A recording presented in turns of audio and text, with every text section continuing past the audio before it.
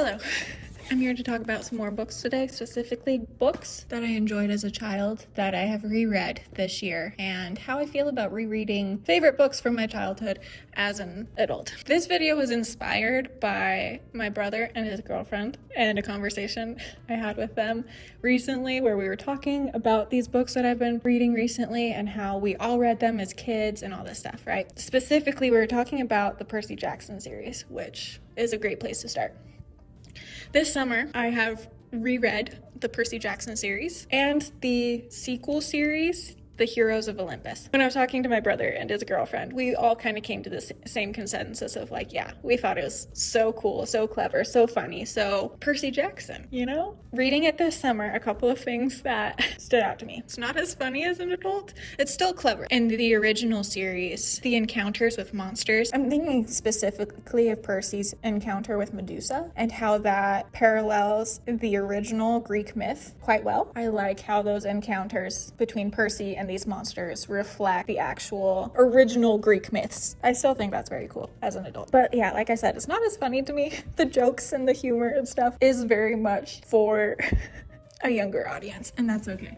Yeah, so those are my thoughts on Percy Jackson, the original series. I listened to the audiobook, and since we're talking audiobooks, I do want to say that I liked the narrator of the original Percy Jackson series. I thought he was great. He just sounded very Percy to me. Moving on to the Heroes of Olympus, I also listened to this on audiobook, so my first qualm with this one is specifically with the audiobook. There are 5 books in the Heroes of Olympus series, and the first 3 audiobooks have a different narrator than the last 2. The narrator of the first 3 was pretty good. He was fine. The narrator of the last 2 wasn't a fan of. Maybe it's just because I don't like that they switched narrators halfway through the series. Editing Hannah jumping in here, I feel like when I filmed this, I was like trying to be nice and be like, I don't know, maybe it was just a problem with me. Maybe the narrator's fine. I've thought about it some more and I just don't like the narrator. The second narrator in the Heroes of Olympus series, not a fan. In particular, there's this one choice that he made that really just didn't sit well with me, and I'm like, dude, why? If you know the Percy Jackson Heroes of Olympus series, there's this character named Calypso, and she's this immortal, like, not quite goddess. I just like imagine her being kind of like this magical, mystical princess, right? So I would expect her to have a voice that sounds magical and mystical and like a princess, right? This narrator, when he was voicing that character, gave her like a New Yorker accent. Dude, no.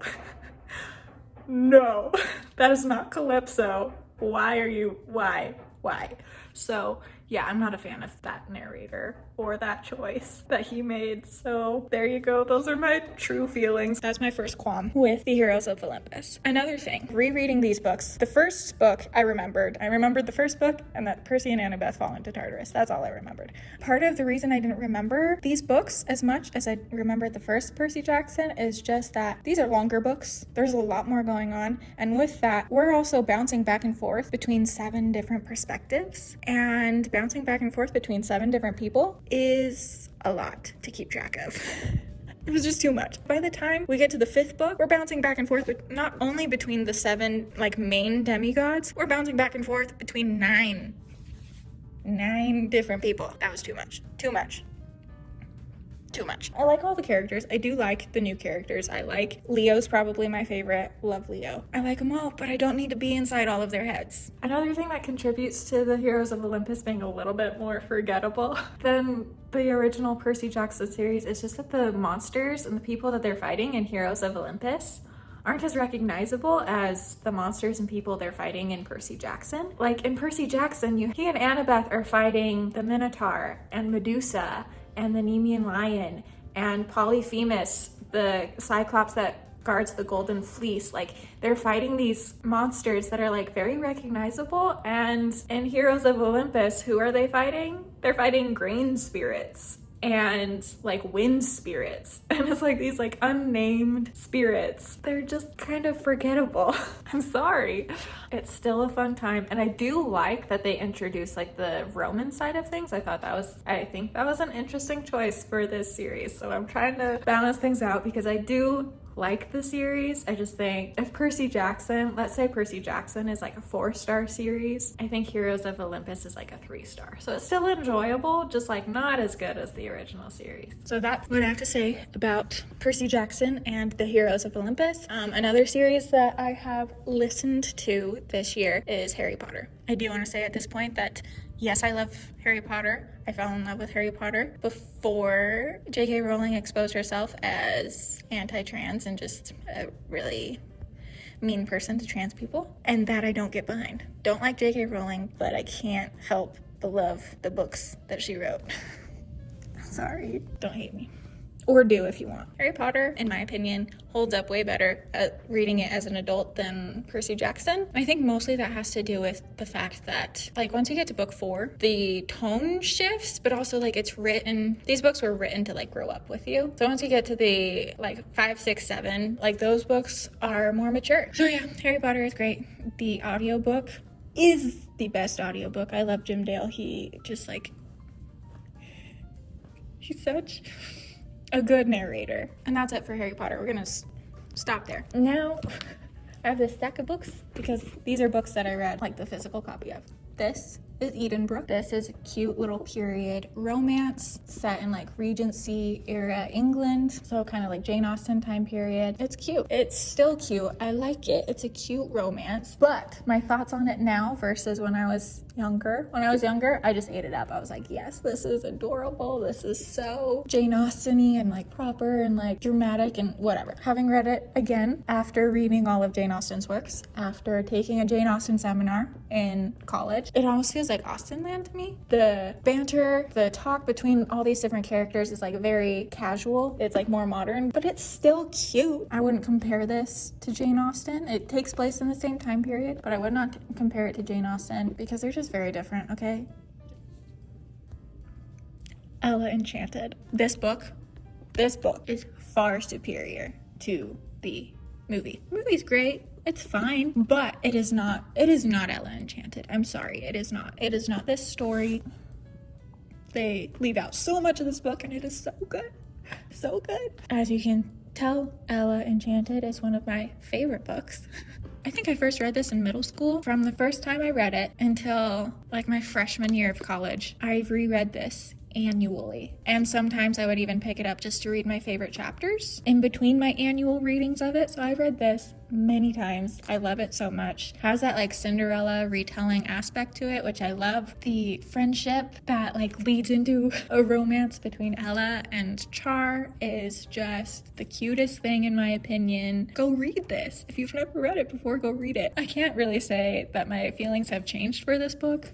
The next books. This series is called The Books of Byron by Shannon Hale. Starts off with The Goose Girl. It was like my second favorite book, right behind Ella Enchanted. As like a young teenager, high schooler, rereading it, there's a lot of like foreshadowing that I definitely did not pick up on the first time I read it, obviously, because I didn't know how it would end. But like now, reading it a second time, I'm like, ooh, there's a lot of foreshadowing in this book. It is based on a fairy tale called The Goose Girl. It's another fairy tale kind of book, but like this one, there's like so much, like it builds upon the fairy tale so much. This is a great book. There is a cute little romance story in there, but I think fundamentally this book is like more about like becoming confident in yourself and the power that you have as an individual. I didn't really appreciate that when I first read it. I just like thought the romance little plot line was just the cutest thing ever, and I didn't really pick up on the whole you have your own power kind of a thing. And yeah, this one also feels less, it's not as young as the other books. I feel like rereading Percy Jackson and Ella Enchanted, like it was like, oh yeah, these are definitely kids books. This one, I don't know, it didn't feel quite as young as the other book. The next book in the series is called Enna Burning, and the third book, which is called River Secrets. These two I have read before. I know I've read them before, but I did not remember a single thing. Except for like the very obvious, like in this book, the main character learns how to manipulate fire. And so she has these like fire powers. And in this book, there is a character that has water powers. I didn't have much to say about Enna Burning and River Secrets when I filmed this, because I feel like these books are really just building upon the world that was introduced in The Goose Girl. And so there's not much to say. Something that stood out to me now as an adult, there's a big chunk of the book where Enna is kidnapped and she is emotionally manipulated and abused by this man, this bad guy. I feel like when I first read it as a 12 or 13-year-old, that just kind of went over my head. I was just like, oh yeah, he's the villain of this fairy tale. No big deal. It's just a story. But reading it as an adult, it's just a little bit different because I am not quite so naive as I was when I was 12 years old, and there are people who are emotionally abusive and manipulative in the world. Be aware of that. The Goose Girl is the best. I would recommend that if you like the fairy tale kind of vibe. Even if you're an adult, go check it out.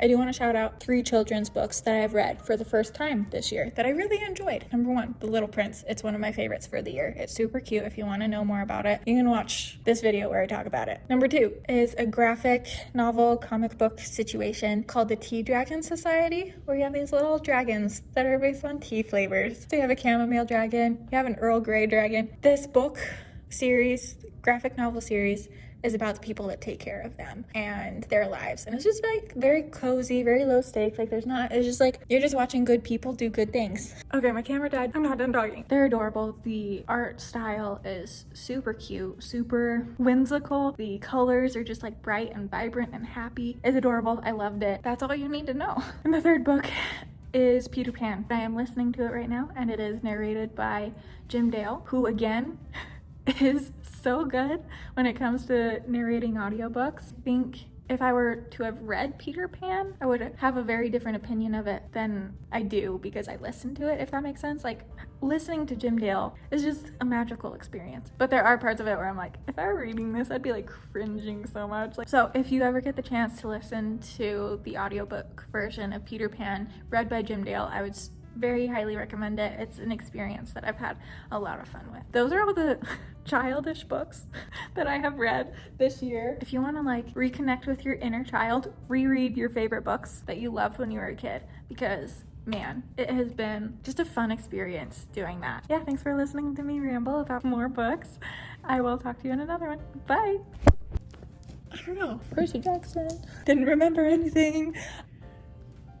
Not a big fan. I'm trying to get all 3 of them.